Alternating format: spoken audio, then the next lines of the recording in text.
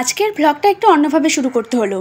আজ হলো ছট পুজো, যেটা আমার একদমই খেয়াল ছিল না। 2 বছর ধরে পড়ানোর সুবাদে এই দিনটাতে একটু বেরোতে পারি, মানে পুজোটা কিভাবে হয় সেটা দেখতে যেতে পারি। কাকি একটার সময় ফোন করে বললো রেডি হয়েছি কিনা, আর তখন তো আমি চানই করিনি।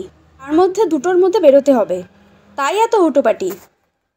সো হ্যালো গাইজ, আমি Shilpi and a big welcome to my channel. আর এদিকে দেখতে দেখতে আমরা 500 জনের একটা ফ্যামিলিও হয়ে উঠেছি, যদিও সেটা এখন 600 ক্রস করেছে। এই কদিন ধরে একের পর এক ঝামেলা লেগেই আছে, তার জন্য ঠিকমতো ভিডিও দিতে পারছি না, তাই তোমাদের সাথে সেই মুমেন্টগুলো সেভাবে শেয়ার করতে পারিনি। নিজের পরিবারের বাইরে গিয়ে যে আরেকটা পরিবার গড়ে তুলতে পেরেছি, এটাই আমার কাছে অনেক। কিন্তু লেগেছে হুটোপাটি, তার মতো কোনো জিনিসই খুঁজে পাচ্ছি না। আগের ইয়াররিংসটার ছিপি হারিয়ে ফেলেছি, তাই ওটা চেঞ্জ করতে হলো। আলটিমেটলি পুরোপুরি রেডি। বাজে এখন 2টা 9। 2টার সময় যাওয়ার কথা ছিল, তো ওদের ফোন করে বললাম যে ওরা রেডি হয়ে গেছে, তো চলো যাওয়া যাক।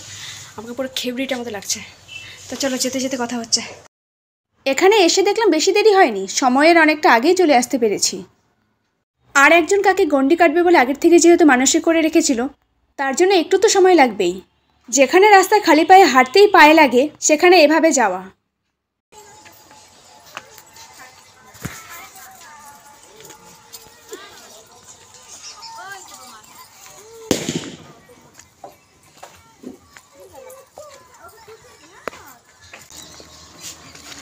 কিন্তু বাড়ি থেকে ঘাট যেহেতু অনেকটা দূর, যেখানে গাড়িতে গেলেই মোটামুটি আধ ঘন্টারও বেশি লাগে, সে জায়গায় এভাবে গেলে তো ভোর হয়ে যাবে, তাই এতটা রাস্তা গাড়িতেই যেতে হলো।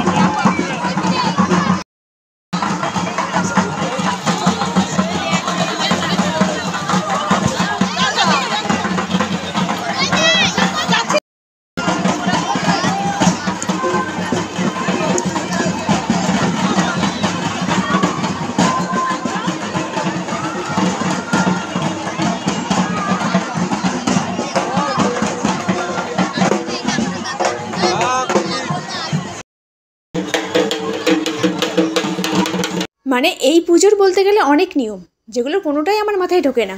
সো সব কিছু কমপ্লিট, এবার যাচ্ছি বাড়িতে। ফিরতে ফিরতে প্রায় সন্ধ্যাই হয়ে গেছে। সব কিছু নিয়ে চললাম বাড়ি, কাল ভোরে আবার দেখা হচ্ছে।